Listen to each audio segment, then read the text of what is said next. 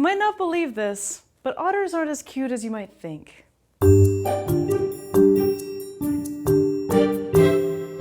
Hi, I'm Danielle Dufault, and you're watching Animalogic. Otters fall into the Lutrinae branch of the family Mustelidae, along with badgers, honey badgers, skunks, martens, minks, polecats, weasels, and wolverines. We've already covered wolverines and minks in other videos, and if you want to learn more about them, you can click right here.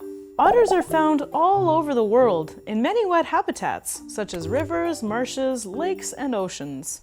They dig dens along the shoreline, similar to beavers, which have tunnels and dry inner chambers.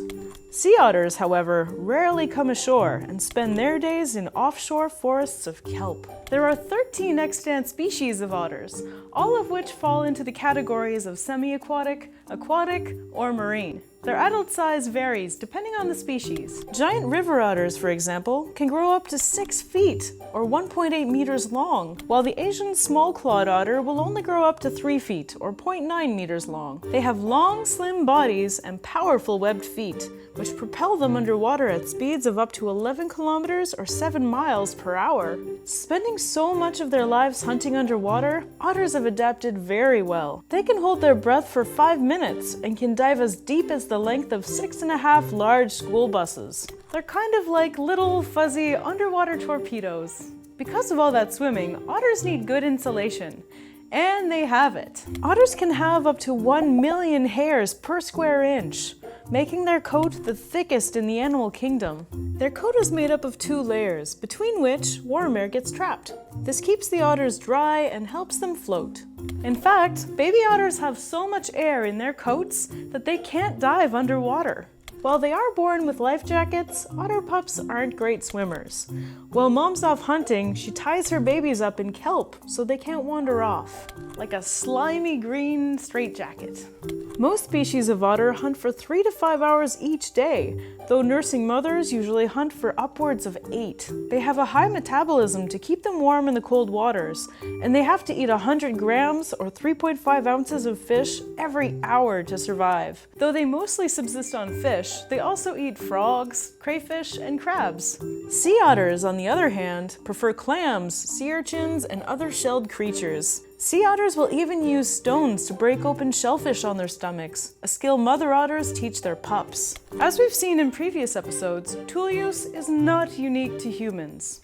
Otters pick a stone that's ideal for cracking shells and carry it around in a pouch under their arm between meals. They generally prefer flat stones that are around the width of a large orange. Baby otters have been observed learning this behavior at as early as 5 weeks. They are chatty, social, playful animals.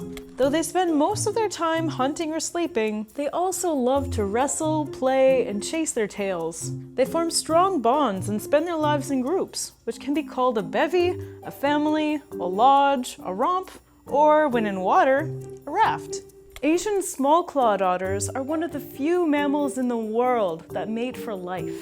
In fact, of the 5,000 mammals on Earth, only 3 to 5% are known to form lifelong bonds. In the case of the Asian small-clawed otter, they form a family unit in which the female is dominant and rearing duties are shared equally between parents. Older offspring help raise the young and stick around until their parents die and the family unit disbands. But much like the rest of the animal kingdom, it can't all be sunshine and rainbows. When supplies are short, male otters have been observed taking baby otters hostage, holding them ransom until mother otter gives over some food. But wait, it gets worse. Male sea otters often forcibly have sex with baby seals until they die.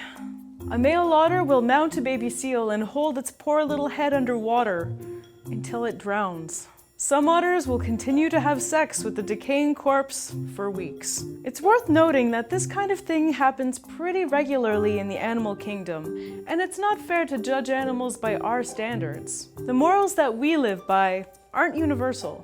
Of the 13 extant otter species, scientists have found that with the exception of the North American river otter, all of their populations are shrinking.